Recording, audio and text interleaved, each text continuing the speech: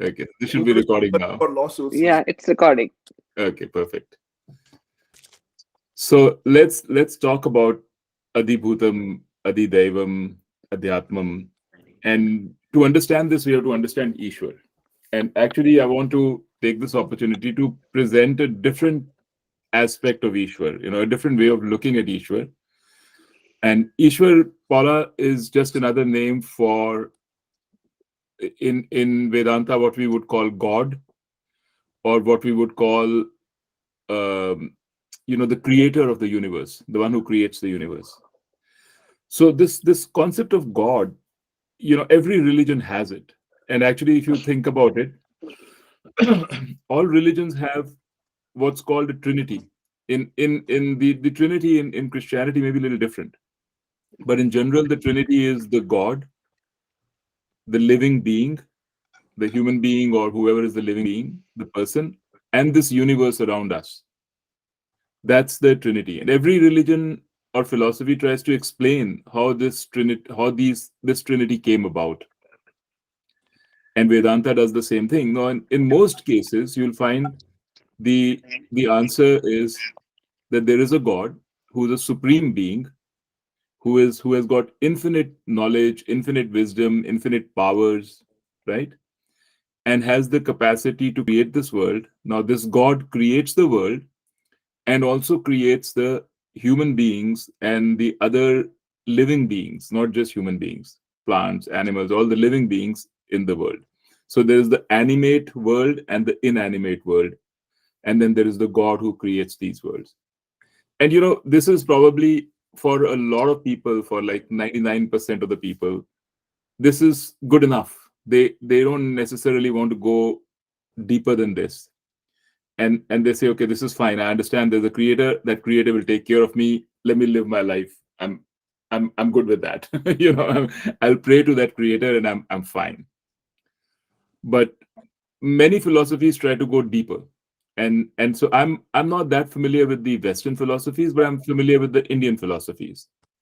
And Vedanta goes really deep into this and goes much deeper. So it starts here. It says that and I'm trying to keep it not technical, so I'm just going to give you the concepts without too many of the Sanskrit names. But there is the God, there is the living being, and there is this universe. And then it says, let's not think about just this God being separate from the universe and the being, because if you logically think about it, that doesn't make sense. Like if the God created the world, then where was God before the world was created? Was he or she situated somewhere outside this world? And where was he or she situated? Was he or she situated in space? Because space is also part of the world. So God created space too. So yeah. Sorry. Go ahead. But I think I was wonder about this, and I think it is where he was or when it was created. Right. This is due to our third dimension nature, because only to us I think that time is linear, and Yes. space too. So maybe this for God doesn't matter, because Yeah. there's no end, beginning, and the middle, and a location. Maybe he's spread everywhere. So where I am, I'm everywhere. Yeah. So if you think about it like that, then Mhm. you're already in a Vedantic track. Okay. But so you're thinking about it unusually. You're thinking about what you're saying is, if there is no location and no time, you're saying you're in the area of non-duality. Yeah, You exactly. cannot have duality if you don't have time and space. You cannot have non-duality if you have time and space. Exactly. So either you have time and space and you're in duality, or you don't have time and space and you're in non-duality. So the Vedantic conception at the end is that the world is non-dual, that actually there is no time and space. And what you're saying is absolutely in concurrence with what Vedanta is saying. But not everybody thinks like that, right? Most people are not thinking in terms of no space and no time. So For them, the explanations given, if you tell them there is no time, no space, they wouldn't even understand what we are talking about. But you're right. I mean, so just hold that thought. We'll get there. Because that is a little bit more ahead of where we are right now. So there is this God. Well, like you said, it's very hard to explain without going into non-duality. It's very hard to explain how can there be a God who is creating this world and the human being if it is separate from the world. Now, what you just said is possible, and let me come back to that. So that is the first thing. The next thought that happens, which is the next level of Vedantic teaching beyond that, for students who start asking this question, then we tell them that God is not separate from the world or separate from the human beings, but this world and the human beings are part of God. In other words, God is not a different entity out there, and human beings or living beings and the world is not a separate entity out here. Because when you say that, you're trying to say that there is a God who has a locus or a sphere of influence, or who has a an existence, and there is a human being or a living being, and there is the universe, and the universe and the human being are different than God. They're created by God, but their existence is separate from the existence of God. That is an automatic. That is if you say that, let's say a potter creates a pot or a carpenter creates a chair, we are making a distinction between the chair that is created and the carpenter, which is the creator. We can't say that the carpenter creates a chair and chair is part of the carpenter. The creation always happens as on something which is separate from the creator, and the created thing is also separate from the creator. So most people, when they think about God, they don't think about God as me or me as God. They think about God as a separate power, a separate living entity. They may say, I am a humble person and and I'm nothing in front of God, and God will take care of me. I have no power, God is all power. They may say that. They may say, there's not much I can do without God's help. It is with God's help that everything is being done. But in their mind, there is an entity called me, and there's an entity called God, and the two are separate. Because if they were not separate entities, you wouldn't, this thing that, God will help me do things or God is helping me makes no sense. Then you are God.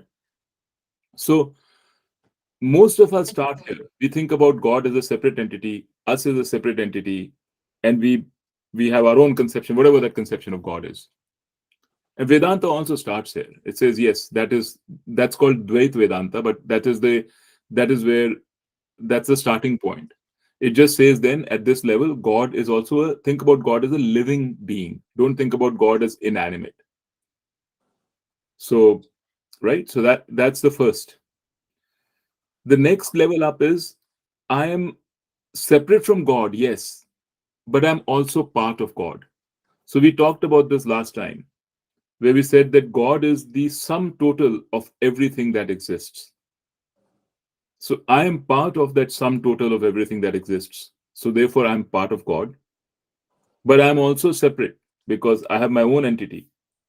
I'm different from Mukta, and I'm different from Paula and Atul and Sanjay. We are all different, but together, all of us constitute this universe, this world, and this sum total of the universe, this whole thing altogether is what is God. So I am God, but I'm also separate. And this has its own issues too, because you can't, it's like how did this come about? Like, did God first have, when the world was created, was there one God, and then suddenly he created more things, and then they separated out from God, each individual? Like how is it that, like, you can't, if you really logically think about it, this also doesn't stand to reason. But there are a lot of people who think about the world in this manner, and this is sort of the next level up, you could say, in thinking about God. And then Advait Vedanta, which is what we are studying, kind of says that we have the final level up, which is that there is only God. This feeling that I have, that I am this individual, which is separate from Mukta and separate from Paula and Atul and all, is a construct in my mind. It's not, well, it's not a construct in my mind, but it is a construct. Hello, Gabe.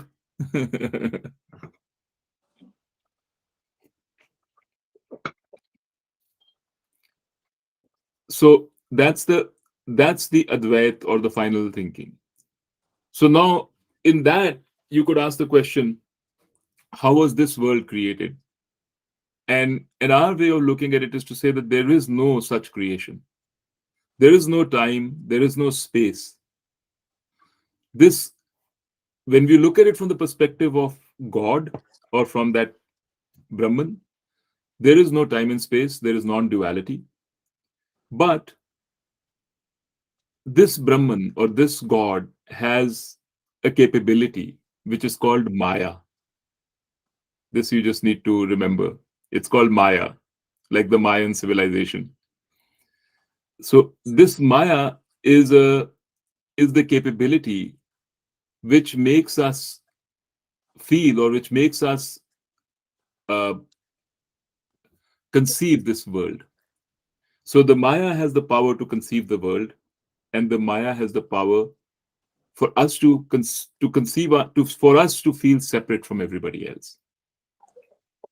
So I know this is a difficult concept, and it will take time to fully grasp it because it's also very new for you, Paulo, I think. But feel free to ask questions. But if you have, but if I you don't will. fully follow, don't worry. We'll get there. Yeah. So I would say, encourage you to say, you started thinking about it like this. You said maybe for God there is no time and there is no space. I would say you pursue that line of inquiry in your mind. You think more. If it is, let's say it is true that for God there is no time, no space. What does it mean? If for God there is no time and space, why is there time and space for you? Are Because you, I'm experiences, duality, reality. yes, You why? must Why have is it? time and space. But would you say that you are part of God or you're separate from God? Yeah, are I'm you different I'm from this? God. You Hmm? are God. Gabriel's God. Yes. A rock is God. Everything's God. And so you say, but you say for God there is no time and space, right? No, Okay. There is, so if that is true for God and you are also God, then why do you see time and space? What makes you see time and space as an individual when you think about yourself as an individual? See, the time and space only comes when you are aware of yourself as an individual. When you go to sleep, there's no when you time, start no dreaming, space. there I is no can time, no jump space. from one When dream you are to in, other. when you are in deep sleep, there is no time, no space. That's because you have no awareness of yourself or your mind or your thoughts. But the moment you wake up, the time and space returns. You cannot live in this waking world. You can't even imagine anything in this waking world without time and space. I mean, if I tell you to, as an awake person, as Paula, who you see as separate from all of us, and you're seeing everybody else around you, right? If I tell you, imagine there is no time, no space, you can't even imagine. The best you can imagine is I've gone to sleep. You can only you can only be without time and space. You cannot imagine being without time and space. You cannot imagine with your mind what it is like to be without time and space.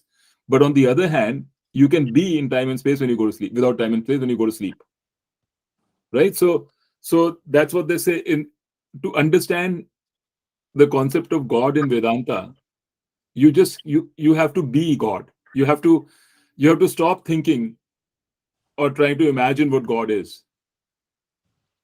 Just be. Just be as you are, Hmm. right? And slowly, you're, as you get calmer and calmer, as you be what you are, you will know you are God. So that's just a way of saying it. But so I'm saying, I feel like from a as a Vedanta perspective, which I'm providing a Vedanta perspective as teaching you Vedanta, I think you're on absolutely the right track. But you just have to think it through. So now, the reason why Vedanta says that although God is without time and space, because there is no, if you don't admit or agree that God is without time and space, we cannot possibly, I cannot think of any other way of explaining creation, because I cannot explain how time and space came about. So that much we can agree. Now the question is, how did time and space come about? Although we are without time and space. So without, when we go to sleep, there's no time and space. When we wake up, there's time and space. And this time and space is something very difficult to understand, but it's caused by something called Maya. And I can give you an analogy for it. There's just an analogy. You don't take it too far. But you know virtual reality, right? You know what? Yeah, Maya was the Matrix, the instructor, or no? Yeah, you can think about Maya as the Matrix. But actually, the way we think about Maya, and that's what I wanted to introduce today, is to think about Maya as knowledge. Maya is knowledge. So, so let's say when you have virtual reality, what all you have is code. All you have is somebody who's written down code, and that code runs. And what does it create for you? You wear your goggles, your glasses, and you have your controls in your hand. But imagine someone so good at creating this code, you wouldn't you wouldn't realize that you're not in the real world, that you're in a virtual world. The whole world is created around you, and the only thing that creates it is code, is knowledge. There's nothing else. You can see and you can feel, you can touch, you can say, oh, this is made of steel, but there is no steel. All there is knowledge or code which has created that steel which you feel, right? So this is just a simple example. The difference is that you already have a mind, you already have a brain which is created. To that brain and mind, we are providing some, using knowledge, we are providing some inputs, some sensory inputs, and which we see as steel. The, this is where the analogy stops. The analogy, what happens with Maya is, even your mind, even the mind which is actually perceiving the object outside, your eyes which are perceiving the object outside, even that is nothing but knowledge. Even that is created by Maya. The fact that you see yourself as an individual, as Paula, who is looking at the world around you, is created by Maya. The mind which is seeing it is created by Maya. The only thing which is not created, if Maya was not operating, if let's say Maya became, we call it uh, unmanifest, okay? That means the program has stopped. You've stopped the program from running. The Maya has become unmanifest. You get into the state which is your deep sleep state, no duality. But the moment you switch on Maya, right? And I'm being very loose here and not 100% accurate, but just to explain, the moment you switch on Maya, the world is up again. The world has arisen. The world is manifest. So that's a very loose way of explaining. But to me, this is very helpful because we think about Maya in many different ways. I mean, like for Mukta, Sanjay, and all of you guys also, because we think about Maya as a delusion. We think about Maya as um, something which is not good or something which is leading us astray. But it is better to think about Maya as knowledge, because not only it is delusion, yes, but even the facts that we think are not delusion are created by Maya. This whole world is created by Maya. If there was no Maya, there'll be no world. So yes, Maya leads us astray, and Maya creates delusion, but Maya also creates the knowledge that we see, or the reality that we see, which we think is knowledge. which is not a delusion. Everything is created by Maya. You can call it delusion or you can call it whatever, that's a value judgment. But Maya is knowledge. And Ishwar is defined as a consciousness, which is the consciousness of us in deep sleep, the same consciousness. That means it's the consciousness which is not consciousness of me as an individual. It's the basic consciousness, which is the underlying awareness which all of us have, what we call Atma, what we call Brahman. It is that when seen in conjunction with this knowledge, that's called Ishwar. When seen as just that pure consciousness in a state of, like, for example, when we see it in a deep sleep state, it's called Brahman. When seen in conjunction with this knowledge, it's called Ishwar. In Sanskrit, when you see it nirgun, gun means qualities. When you see it nirgun, that means without qualities, it is Brahman. When you see it sagun, that means with qualities, it is Ishwar. It is that same one thing. They are not two different things. Okay. So I know that this is not easy to grasp, but I just wanted to just throw it out there, so at least you can start thinking about it. And then as you think about it, then you will see, oh, this doesn't make sense, or you have so many questions, and then you can find answers to those questions, either by looking at other things or asking me, or whatever I can help, I will help. So that's the way. There's no other way to get involved in this. I just have to throw you into the deep, because this is a very different way of thinking about the world, and understanding the world. Okay. So now, like, I'll just go one more step, uh, because I wanted to get to Adhyatma and Adhibhutam and Adhidevam. So if you think about Ishwar as in knowledge, as a aware being with knowledge, as personified by Krishna, that's just a personification. He says, I'm an aware being with full knowledge. So to explain to people, you create a person, but this being doesn't have any shape or any form, because there's nothing outside. When you say there's something has a form, it means that within that form is the person, outside the form is not the person.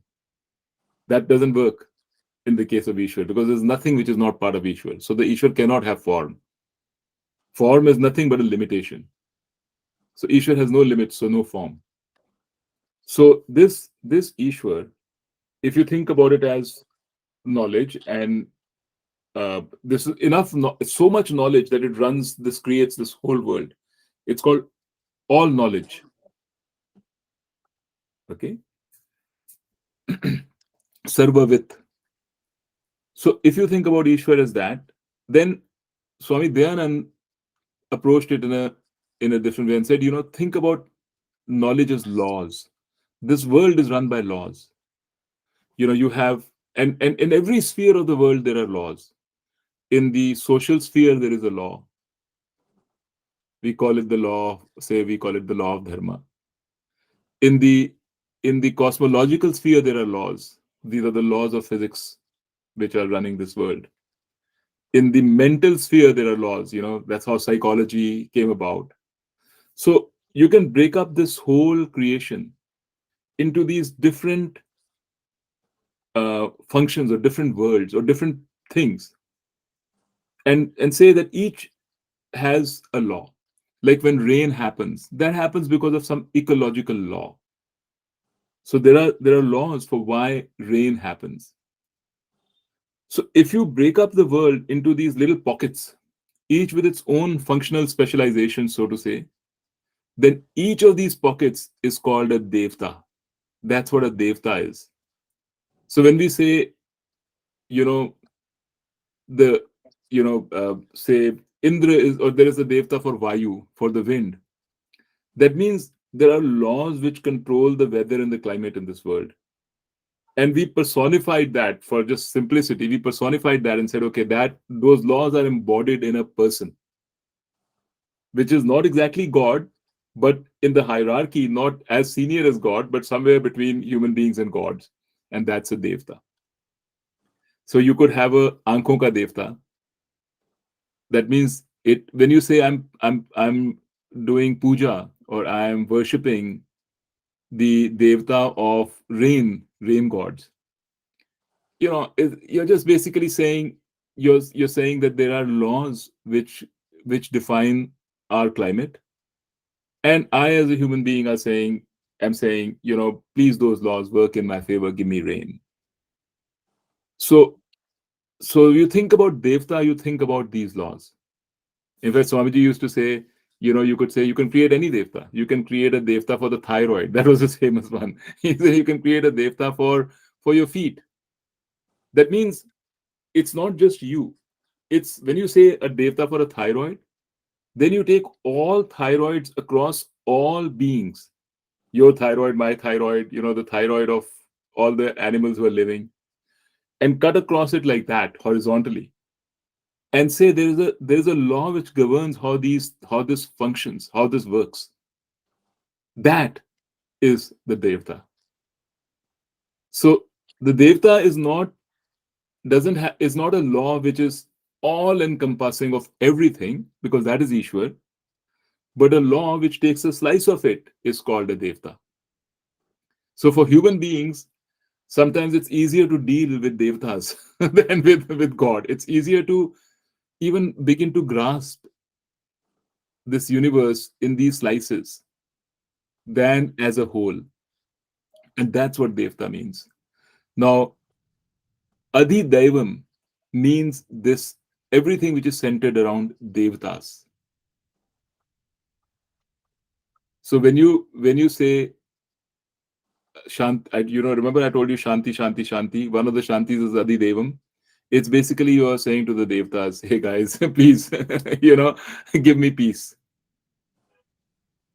Adi Bhutam is the perspective centered from the universe, this world as a whole.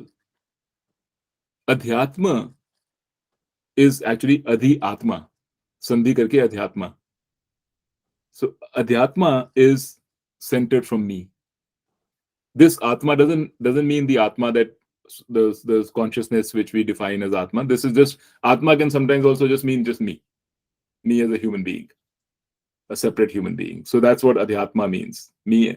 So the perspective around me. So there are things that are happening around me, and I can control some of them, and I can't control some of them. In fact, the majority of what is happening to me, I cannot control. I feel like I can control some, but I really can't. Even my thoughts, I can't control. But I still define it as centered around me. Then there are things which are centered around the Devatas, which means collectively Ishwar. And then there are things which are centered around this universe, which I see and touch and feel around me. So these three perspectives are called Adhidevam, Adhibhutam, and Adhyatma. And they are used again and again in Vedanta or in Indian thought, in not just Vedanta, in all philosophies. But what I wanted to say was that you can think about these as in a very laymanish term, and you could say, Devatas are those who are taking care of us. There's a rain Devta who gives us rain. There's an eyes Devta who helps me see. You can think about it like that.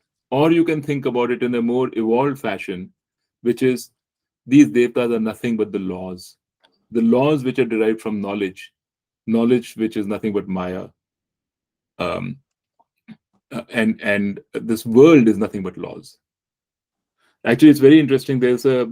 I was reading somewhere that there is a point of view now in science which says that at the end of the day, this universe is just mathematics. In reality, everything, we just keep looking at it. There is nothing really there. We see something as a material, you start analyzing it, you realize it's 99% empty space. And it's basically, you'll say, okay, there are electrons or protons. Then you start digging into the protons and electrons, that itself is 99% empty space. Then the rest of it is quarks. So, you can keep digging in, and at the end of the day, what you will end up with is just equations. And those equations is what the world is. So this is just a is just curious, but it's not. All these things keep coming up. These are fads; they come and go. But it just helps you get another angle at understanding what Maya really is, or what the Vedantic thought is about this world. It is knowledge. Because we see the world, remember, we are seeing is, even when we are seeing light of different wavelengths hitting our eye. That's all we are seeing. At the end of the day, we are seeing an image in our eye. But we have the knowledge to take those signals and construct the world around us. Now, we like to believe that there's actually a world out there which is sending us the signals. And then in my mind, I've created that world which I've constructed. And that's in accord with the world outside. I'm able to create the world in my mind, which is very much like the world outside. That's how we like to think about it. And that's fine. But in actually, there is no direct way for us to experience the world. We can only experience the impact of the world on us, and then in our mind construct that world. So that is also knowledge. It's our DNA and our knowledge which is allowing us to create this world. So that's just a way, just to kind of give you some perspective. Okay.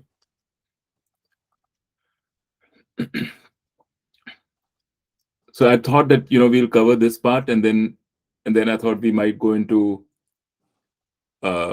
just to continuing from where we left off with Paula last week. But I'm not sure. I mean, it depends on how you guys feel. This could be a lot of concepts for one night. So I just want to make sure I'm sensitive to that.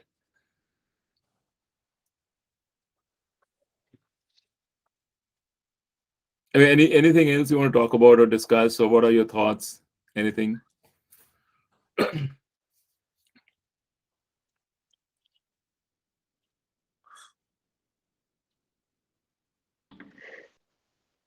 Paula, did this kind of sort of make sense? Is it along the lines you were thinking? To me, until now, it's making sense. Okay, that's very good. Yeah, that means you can, it's if it generally intuitively sort of makes sense, then you will have enough interest to dig into it and really try to, ferret it out to really understand it. Mm-hmm. But it could be that it makes no sense at all to some people. They might say, "What the hell are you talking about?" This has nothing to do with the world I live in. It's nothing to do with my reality. I have things to do in my daily life. I want practical knowledge. This is not practical. Some people might think like that, and for them, it will be very difficult to pursue Vedanta.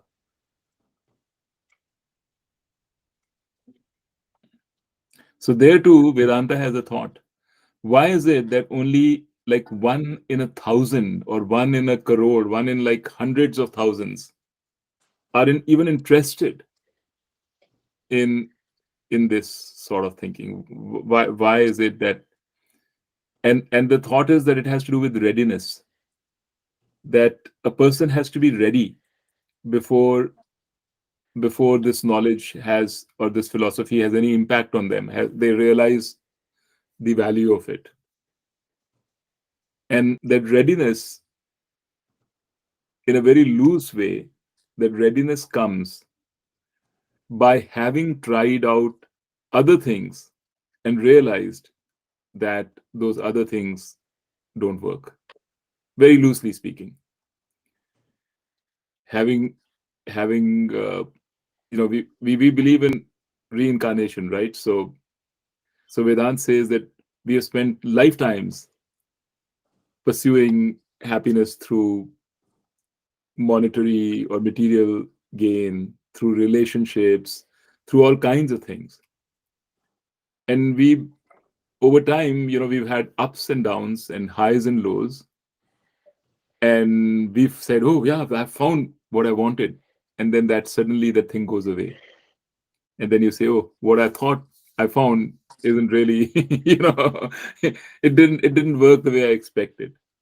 So we go through these ups and downs, these cycles of ups and downs. And at some stage we realize, I'm just getting caught in this up and down. The way that I'm approaching happiness, something is missing. Then you open up to other ideas. That's when we say, or Vedanta says, okay, there's readiness. That's the thinking. Those who are completely caught in that up and down, who are convinced that I will find my happiness by pursuing a material or emotional or something like that, some line of thought or some line of inquiry or something like that, they have no time for Vedanta.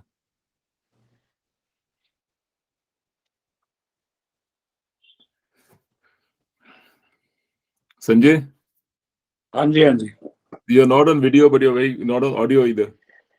नहीं I am on audio या I mean, like we are not seeing any evidence of not it. evidence. Yeah. No, I'm there. No problem. What are your say something? What are you thinking? नहीं, you rightly said that you have to be, that platform has to be set, that inquisition has to be there, that from the materialistic world, the matlab, you are not fulfilling what you wanted, or after achieving what you wanted and still you find a vacuum, then that inquisition and all those questions arise. Is there something else? Is there any other way out? And all those questions, the basic questions: who am I and why I am here and what I have to do, that keep popping in your brain, and then you try to find the right answers, and then you take this path, I think. Yeah. And thinking, this what I introduced today was slightly new, right? I mean, thinking about the world or Maya as knowledge. Knowledge, yeah. Does that sort of make sense? हाँ, वो सुनना पड़ेगा दोबारा, 2-3 बार ही सुनना पड़ेगा. Then Mm. only it will make some sense. On the, yeah, first impression, you just It's a try to different way of, take in and understand. yeah, right. Then after a bit of re-listening and rethinking, it seeps in then. Yeah. No, I find it very useful to think like this because it takes away the value judgment from Maya. You don't you stop thinking about Maya as bad or Maya as good or whatever. It's just it's knowledge. It helps bring a little objectivity. Just a question. You said that according to Vedanta philosophy, it's incarnations, right? Yeah. So, what's the purpose of reincarnation in Vedanta? Is because you are trapped here, or it's only for the experience? Only for the experience. So actually it follows from the law of karma, okay, which we haven't gone to yet. Have you heard of the law of karma, Paula? Karma would be the, I don't know, just What we do? making a would be the set of experience that we had been. Right. So the karma is the We had action collected. that we take. The action that we take is karma, and the result of karma is an experience. But you remember we talked about it last time that we think about it in terms of three. When we think about the human body, we think in terms of three. There is the physical body, then there is the subtle body, which is the mind, and then there is the Atma. Exactly. We said the Atma is the same for everybody. We said that the physical body is what we can see and touch and feel. That's the physical body. Even after you cut through your body, all you will see is physical body. But the mind or the subtle body is something we cannot feel, or perceive, but it's what brings life to the physical body. It's like what you said in Christianity, they might say soul. It's sort of akin to soul, but it's called the mind. The mind and the sense organs form and the pranas, the life forces, they form the subtle body, Mhm. right? So where a person is in this way of framing it, when a person has the three bodies all together, the person is alive. But death is defined as a separation between the physical body and the subtle body. So the physical body grows old and it has disease and other things, it has lifetime, and then it decays. Everything in this world changes all the time. It decays over time. There's a birth, there is growth, there is decay, there is death. That's true of everything in this world, animate, inanimate. Physical body is no exception. So when the physical body, we say, dies, the subtle body does not die. The subtle body is not made out of the same material that the physical body is made out of. It doesn't experience this sort of decay and death. So that subtle body is what moves away, separates from the physical body, and then it finds another physical body and gets reborn. That is called reincarnation. Okay. And when we say why the reincarnation happens, is because the way Vedanta thinks about it is the physical body is just an instrument. It's like when you have to see, I mean, I'm wearing glasses. In order to see, I need glasses. So glasses are just an instrument, it's not me. Vedanta says even my eyes are no different. They're like cameras. I need my eyes to see, to process the light which comes in. But it's not the eyes that are seeing.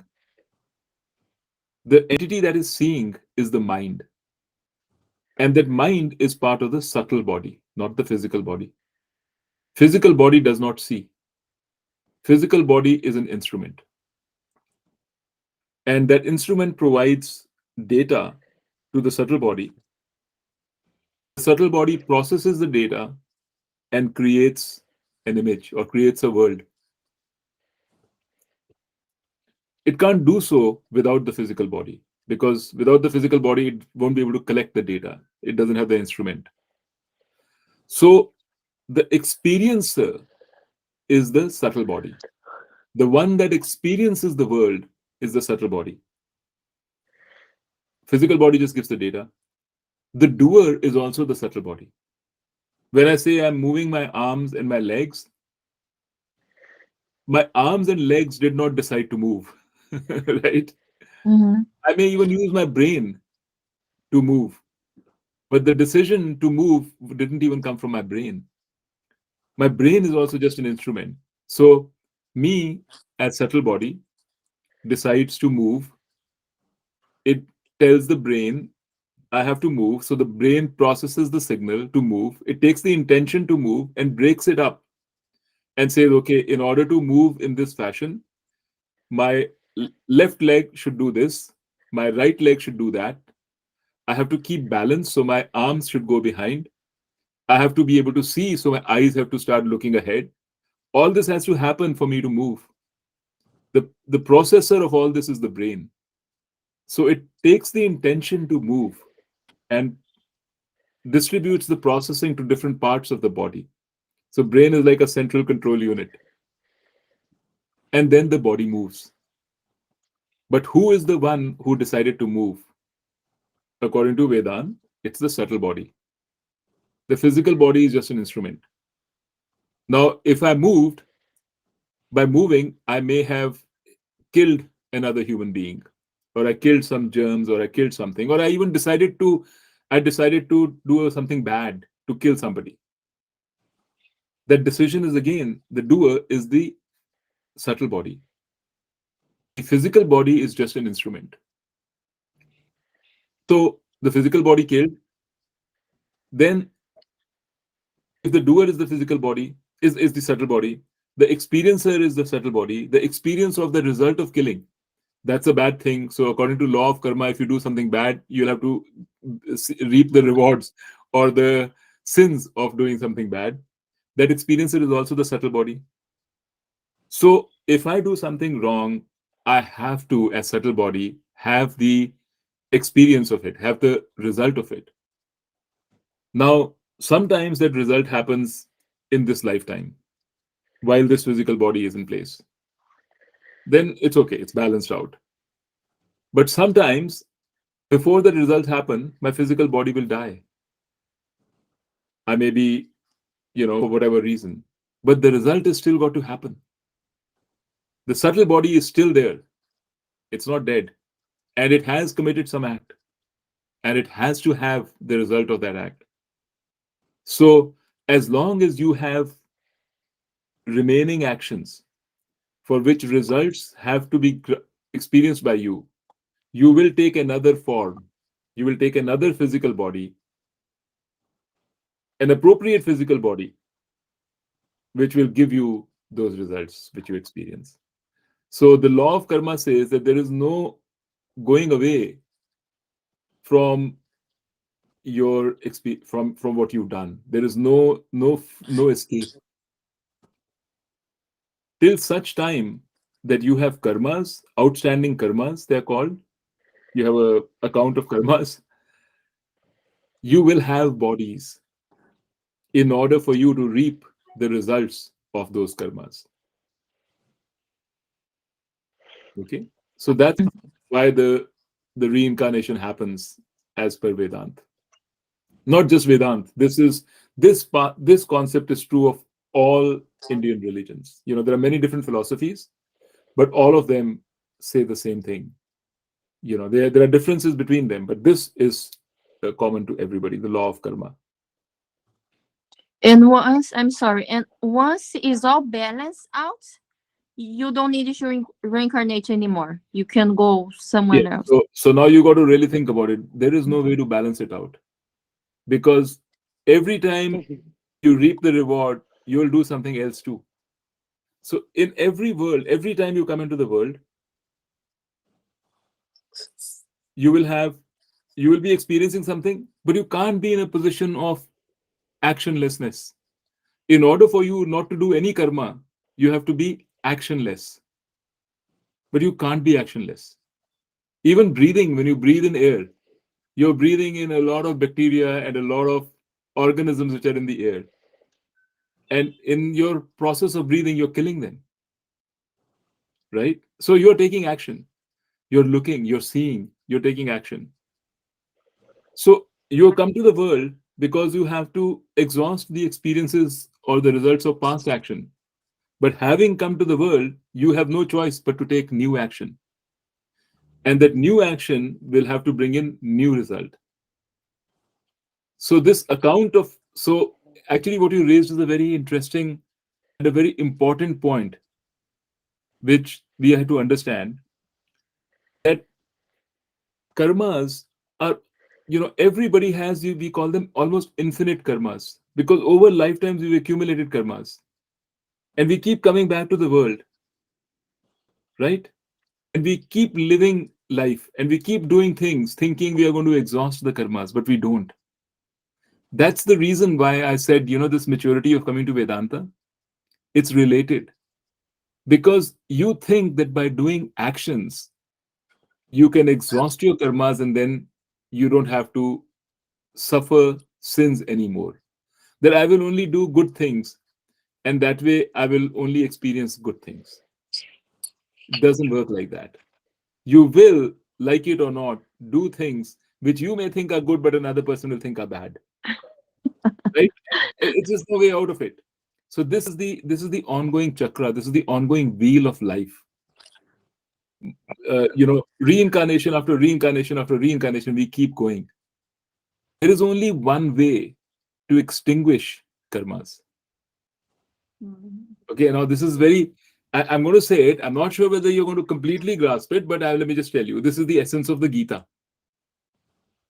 You cannot exhaust karmas through more karmas.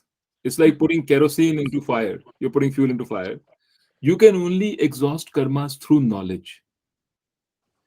And how you do that is because when you say that I am the doer, therefore I am doing the action, and I am the experiencer, so I'm experiencing the action. For this, you have defined yourself as the doer. You think of yourself as the doer. Only that is why you're doing the karmas. The Vedantic knowledge tells you that there is no doer. You are not there, which is separate from Ishwar, to do all these things. You are Ishwar. This understanding, when you come to realize that you are not the doer, your karmas no longer bind you. That is the whole understanding. That is how Vedanta is. That's the sort of the plank of Vedanta. That you cannot. So till such time that you come to Vedanta, like I was saying, readiness, we keep thinking we will get our happiness through karmas. By doing good deeds, we'll get happiness. Then you do some bad deeds. Oh no, next time I will not do that bad deed. I will only do some good deed. We keep that good deed could be material, that good deed could be emotional, anything. We keep in this wheel of deeds. Vedanta means you're stepping away from this wheel of deeds and you're trying to gain knowledge. Okay. So anyway, Atul, I know you had a question also. My question was, why the struggle we have, uh, uh, the struggle we have is that, or the basic struggle we have, the reason we are doing this is that we are afraid. That's why what Sanjay forwarded yesterday in terms of Khalil Gibran's poetry, it's the fear of death. Yeah. Put it. Yeah. So, which means we want to be alive. Which means that, to me, if that is the core of it, we cannot want to get out of the karmic cycle. In fact, my goal seems to be again, I'm just putting logically. I'm not saying this is me. I'm saying, putting it logically. On one hand, I cannot say that I want to get out of the karmic cycle, and then on the other hand, I want to extend my present life. Yeah. No. I would say I would change your goal a little bit. I know exactly what you're saying. Our goal is not to extend this. Our fear is of non-existence. Yeah. That's our fear. Yeah. The only way we can think about existence is when we think about being in this world of karma. That's the only existence we know. Yeah. We believe that if we are not in this world of karma, we will be non-existent. Which we don't want. Yeah. Right? Mm-hmm. Absolutely correct. And you also know that deep down you know that you are going to die. We are all going to die. Right? However much we sort of push it to the background and say, not today, right now, let me have some fun. Okay. But we all know we are going to die. There is no, we've seen too much evidence. But actually, I believe we are going to get into a position where we will say death is a welcome thing.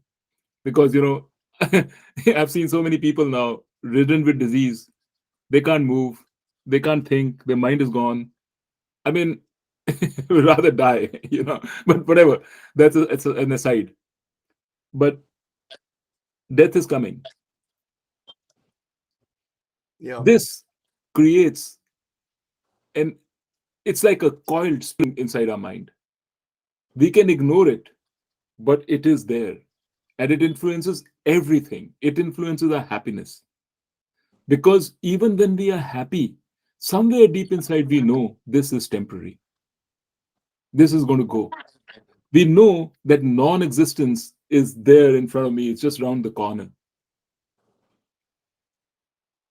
This is the root cause of our restlessness and lack of peace and lack of happiness. We try to cover this through experience. We try to cover this, like you may say, Atul will say, I want to go see the world. I want to do everything I can in the few years I have so that I feel fulfilled. You'll see all, or you'll travel all around the world. I will maybe, I'll say, I need to study. I need to study Vedanta. So I will study Vedanta, and I will study Sanskrit, and I'll do all kinds of things. But it's a reality. And, Mukta might have something else, and Sanjay, we all have our own ways of dealing with it. But this is the reality. What Vedanta tells you, if you are willing to listen and willing to think through and give it a chance, is that there is no question of non-existence. It is your misconception that this world is equal to existence and that you will perish when this world perishes. This is your ignorance. You have built a boundary around yourself and you call that within the boundary is Atul, outside the boundary is not Atul. This definition of the self is your own doing. Nothing has, do you have any evidence at all which says that you will die or you will not exist if the body goes? Have you ever experienced non-existence? Ever? But yet we believe that we will not exist in spite of there being no evidence. Actually, there is all evidence that we exist. We don't remember a moment that we don't exist. Even when we go to deep sleep, we exist because we wake up as the same person. So we have absolutely no evidence of non-existence, yet we are convinced that we will cease to exist. This is the basic error. It's called a dhyasa. This is the basic error, basic misconception which Vedanta is trying to remove by giving you lots of evidences, lots of thoughts, reason, logic, all kinds of things to show to you that actually you will never cease to exist. And when you say a person is a jnani and Vedanta gives you immense peace, what does it do? Once you're convinced that that is a fact, the basic underlying tension in your life is gone. When that basic underlying coiled spring tension is gone, when the fear of non-existence is gone, life becomes a dream. It's like it's not that anything will change. You'll still have the same experiences, but the stress in your life will go away. The stress is caused and is caused because we think we have limited time and we need to do certain things and things are not going that way. That causes stress because, hey, I have only this much time. I want to do this. I can't do this. This is not happening. This person is coming in my way. This thing is coming in my way. I have goals to achieve and I don't have lifetimes to achieve it. I just have 20 years left. That causes stress. Whether you consciously think about it or not, that is what is causing stress. Once that underlying thing is gone, once you're no longer saying, I need to achieve this to get my happiness, once you know, I exist and my happiness comes from my existence, that's all. Then that's what is the aim of Vedanta. That's what it's trying to do. That's what Jnani is, or Jnana-nishtha is.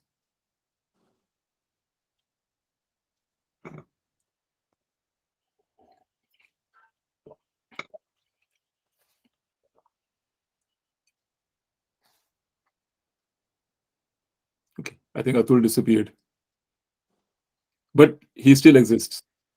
Connection lost. There is go. Yeah, he didn't cease to exist. Okay. But isme there is one thing. Like I Yeah. agree when you say that uh, we cannot think ki when we did not exist. It is probably our attachments, our interactions, the what you said was vyavharika, transactional things with our friends, relatives, family, and things. Then all those people who were near and dear to us, then they are gone. They don't exist for us. Yeah, that's true. You don't see them, they don't exist for you, There is, right? yeah, And that is what convinces you that you will not exist also, yes, right? yes, But if you think about it, what is not existing is their physical body.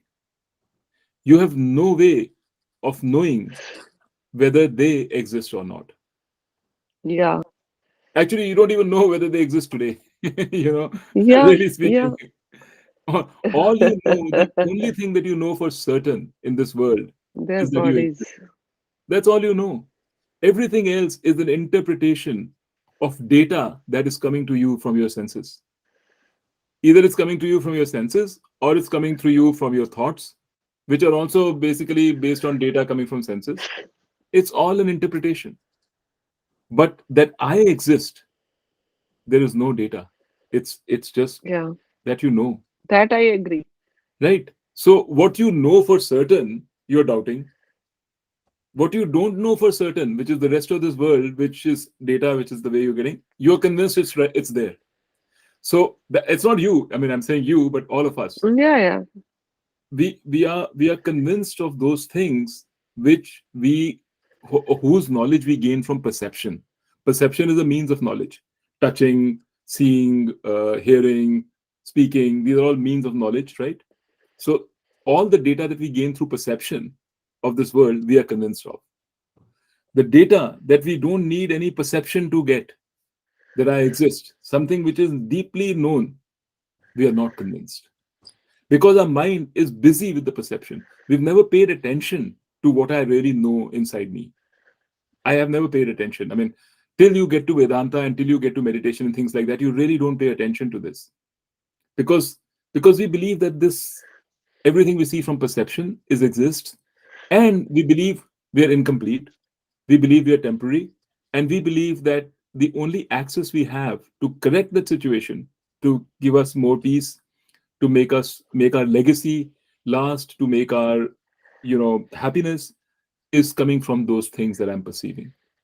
So that is where all our attention is, right?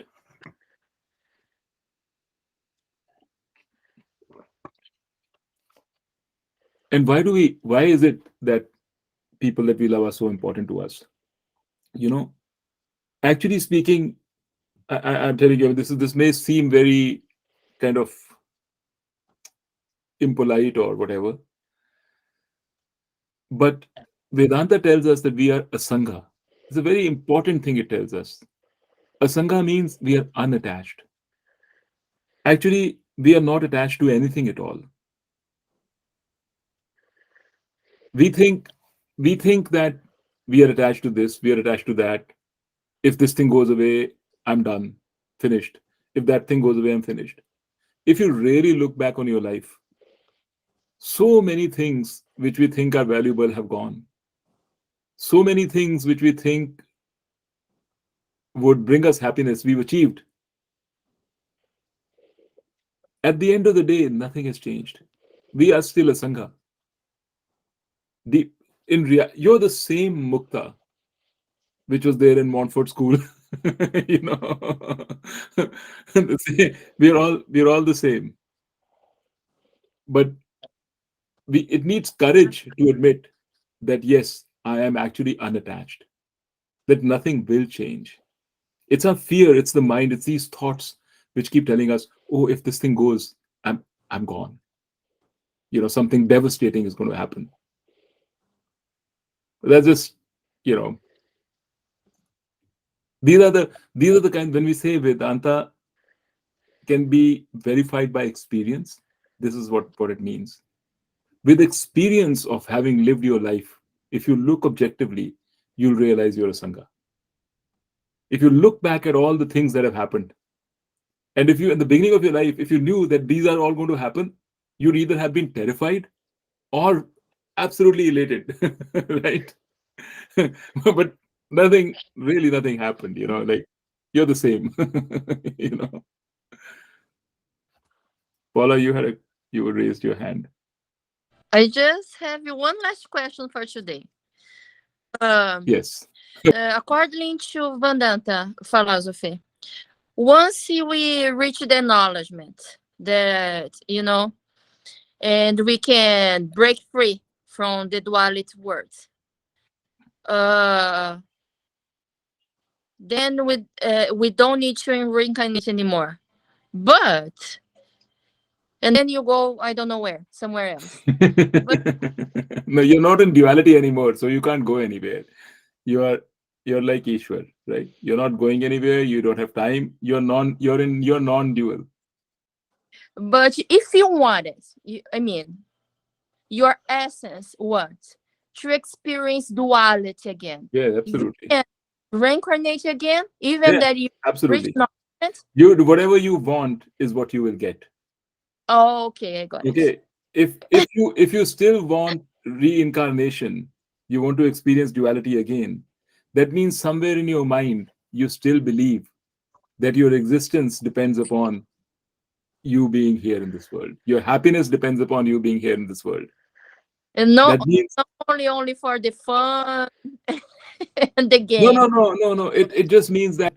So that means you haven't got the knowledge that I see. Vedanta is trying to give you, Mhm. because there is a doubt in your mind. You will be reincarnated only when you are convinced that this world means nothing. It does nothing to my happiness. I am happy and full as I am. I do not need this world. I do not need anything. I am just totally content. Not me as a human being, as Paula. You as your real reality, which is you're not just Paula. You are everything already. You are this world. You are this universe. Not Don't look at it as Paula. As long as you're looking at yourself as Paula, yes, you will be reincarnated, because Paula is a doer and an experiencer in your mind. So you have to follow the law of karma. You have to do. You have to experience. You will be reincarnated. The moment you start saying, I am not Paula, right? That is where knowledge is. And when you're convinced about it, then then this question will not, it won't matter whether you'll be reincarnated or not. It doesn't matter, right? All these things that we are talking about, reincarnation, law of karma, this and that, these are all constructs which Vedanta has for us to start. It's a stepping stone for us to start understanding and looking at the world differently, for framing our mind differently. It helps us create a perspective in our mind. The ultimate goal is not to share this knowledge. The ultimate goal is not to convince you that there is karma and there is reincarnation. The ultimate goal is to tell you that you are Brahman, that you are Ishwar. That's the goal of Vedanta. This is a stepping stone. You can't step from a knowledge from where you are right now, thinking this all there is this world, and then I'm gone, and from here you can't step to that knowledge. You have to go through this in between. So we are changing. Physics has given you a framework in order for you, or science has given you a framework to think about life. That framework works very nicely for science. And that framework is, I have to observe data, I have to see things. If I see consistently the same thing, if I see the same thing and someone else also sees the same thing, then that is true. That's the framework which has been set in our mind. And that works for science. Vedanta is setting a different framework in your mind. It's telling you, don't think like this. Think about a subtle body and a physical body. Think about karma. Think about multiple lifetimes. That's now the new framework for you. With that framework, it's easier for you to understand the knowledge that Vedanta is trying to give you. Okay. All right. I think I'm. It's enough for me. I don't know about you guys. We're done. Enough for the day. Yeah. Yeah. Enough. Okay. Okay. Catch up in 2 weeks. Yeah, sure. Okay. All right, guys. In 2 weeks. Okay. Bye. Okay. Okay. Whatever. We can. Yeah. No, I'll be in Moringa in 2 weeks, and I think we have a birthday party to go to.